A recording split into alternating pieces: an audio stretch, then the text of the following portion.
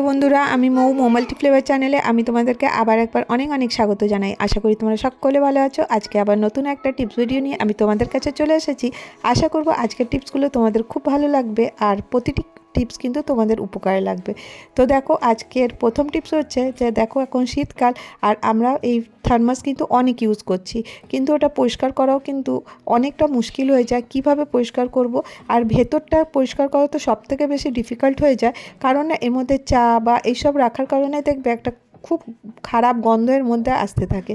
তো আজকে আমি তোমাদেরকে প্রথমে এর যে বডিটা আছে ওটা পরিষ্কার করা তোমাদের সাথে শেয়ার করছি। এখানে আমি একটা টমেটোর কেচাপ নিয়ে নিয়েছি। আর এগুলো দেখো, কখন আমরা হোটেল রেস্টুরেন্ট যাই তো ওখানে পাওয়া যায়, তো তখন ওটাকে ইউজ না করে ওটা যদি আমরা নিয়ে আসি আর এইভাবে দেখো কিছুক্ষণ লাগিয়ে রেখে দিয়েছিলাম, তারপরে আমি একটা জালি দিয়ে ঘষে নিচ্ছি এইভাবে। তো তারপরে এটা লাগিয়ে দিয়ে ঘষে নেওয়ার পরে কিছুক্ষণ রাখার পরে আমি ধুয়ে নিয়ে আসছি। এরপরে প্রবলেম হচ্ছে ভেতরটা পরিষ্কার করাতে। এবারে আমি ভেতরটা পরিষ্কার করা দেখাবো। তো এখানে দেখো, আমার যে কোলগেট ইউজ করেছিলাম তার পাউচটা ছিল, ওটা শেষ হয়ে গেছে। ওটাকে আমি এইভাবে ছোট ছোট টুকরো করে কেটে নিচ্ছি।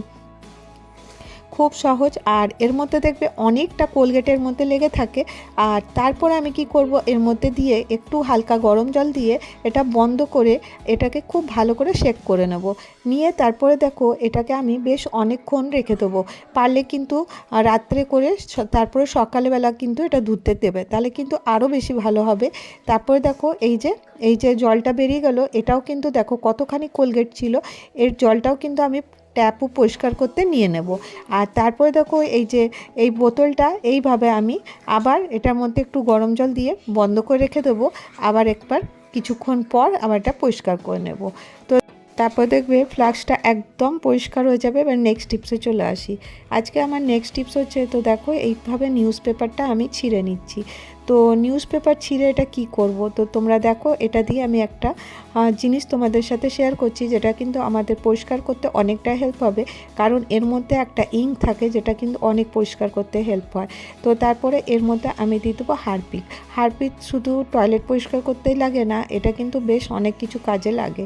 তো এটা দিয়ে আমি কি করব, দেখো এখানে আমি যে এই মিক্সির জারটার পেছন দিকটা তোমরা দেখতে পাচ্ছ কতখানি নোংরা, এটা কিন্তু আমাদের পরে দেখো, আমি ব্রাশ দিয়ে এই কাগজগুলো এইভাবে দিয়ে খুব ভালো করে ঘষে পরিষ্কার করে নিয়ে আসছি। তো দেখো, একদম পরিষ্কার হয়ে গেছে। তো তোমাদেরকে এই টিপসটা কেমন লাগলো তোমরা কিন্তু জানিও। এই ছোট ছোট টিপসগুলো ফলো করলে কিন্তু আমাদের অনেকটা কাজ সহজ হয়ে যাবে। নেক্সট টিপসে চলে আসি। এই কমলা লেবু, শীতকালে তো প্রচুর পরিমাণে কমলা লেবু পাওয়া যায়। আর এর সমস্যা হচ্ছে জুস করা। সকলের কাছে তো জুসার থাকে না। তোমাদের কাছে যদি এরকমের হ্যান্ড, মানে যেটা দিয়ে আমি চপার করি, ওইগুলো যদি এরকম থাকে, এরকম অনেক রকমের হয়, ছোট বড়, আর সুতোর মতন দেওয়া থাকে, ওটা দিয়েও টানা যায়। তোমরা কিন্তু এটা ইউজ করতে পারো। আর এটাতে কি হবে, এর যে বিচিগুলো আছে সেই বিচিগুলো কিন্তু এতে কাটে না। তার কারণে কি হয়, এর থেকে কিন্তু এই যে কমলা লেবু আছে এটা কিন্তু খুব সুন্দর একদম জুস বেরিয়ে যাবে। তারপরে একটা ছাঁকনি দিয়ে তোমরা কিন্তু ইজিলি এর জুস বার করে নিতে পারো। আর এরপরে চামচ দিয়ে চেপে চেপে এর থেকে জুসটা বার করে নেবে। তো দেখো কতখানি জুস বেরিয়ে গেল।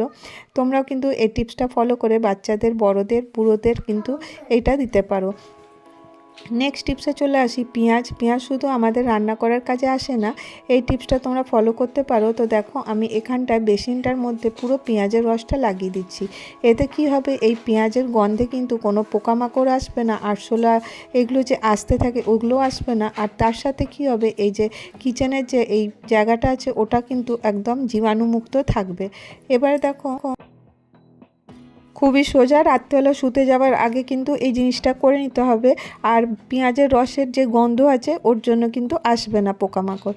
এবার তোমাদের সাথে নেক্সট টিপসে চলে আসি। এই যে সিলিন্ডারকে নিয়ে, সিলিন্ডার আমরা প্রত্যেকেই ইউজ করি। আর প্রবলেম হয় যদি বাড়িতে কোনো ছেলে মানুষ না থাকে, এর ক্যাপটা খোলা। তো আজকে তোমাদের সাথে আমি এই টিপসটা শেয়ার করতে যাচ্ছে কি না তোমরা খুব ইজিলি এর ট্যাপটা খুলতে পারবে। তো দেখো, আমি এখানটাতে একটা চামচ লাগিয়ে দিচ্ছি। চামচ লাগিয়ে দেওয়ার পরে এটাকে আমি এইভাবে ফসিয়ে দেবো। খুব সোজা, তোমরা কিন্তু করে দেখতে পারো। আর এইভাবে টান দাও, তো দেখবে ইজিলি কিন্তু এর ক্যাপটা খুলে গেছে। আর তারপরে আমরা এই সিলিন্ডারটা ইউজ করতে পারবো। তো কত সোজা বলো।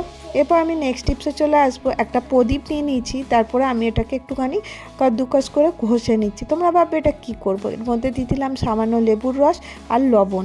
এটা দিয়ে আমি একটা মিক্সচার তৈরি করছি। এই যে আমাদের পুজোর প্রদীপ, এগুলো আমরা দেখো পিতাম্বার এগুলো আনি, ওগুলো অনেক দামও থাকে আর ওটা হার্মফুল হয়, কারণ স্কিনের জন্য ভালো থাকে না।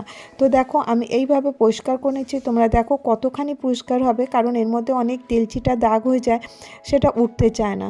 তোমরা কিন্তু এই টিপসটা ফলো করে তোমরা কিন্তু ঠাকুরের বাসন, পিতলের বাসন কিন্তু পরিষ্কার করে নিতে পারো। তো দেখো তামার বাসনও কিন্তু খুব চকচক করবে।